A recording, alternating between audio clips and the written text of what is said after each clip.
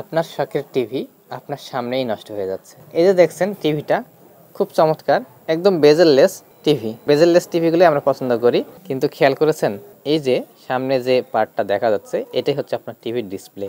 Bezel-less করার জন্য এর উপরে কোনো ধরনের ঢাকনা ব্যবহার করা হয়নি, কোনো ধরনের কাভার ব্যবহার করা হয়নি। সরাসরি এই যে ডিসপ্লেটা এখানে আঠা দিয়ে বসিয়ে দেওয়া আছে।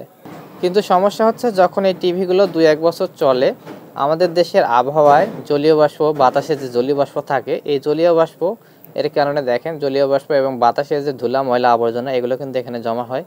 জমা হওয়ার কারণে এই যে এখানে সরাসরি ডিসপ্লেতে এগুলো জমা হওয়ার কারণে ডিসপ্লে শর্ট হয়ে যায়।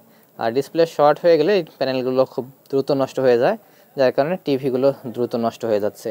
তো এলইডি টিভি যখন কিনবেন তখন অবশ্যই খেয়াল করবেন যে আপনার বেজেললেস এই টিভিগুলোর উপর যে বেজেল, এই যে এখানে কোনো কভার করা আছে কিনা।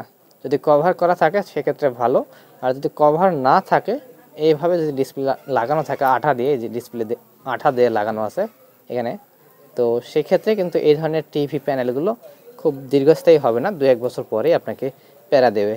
ওয়ারেন্টি পিরিয়ড পার হয়ে গেলেই আপনাকে প্যারা দিবে, নষ্ট হয়ে যাবে।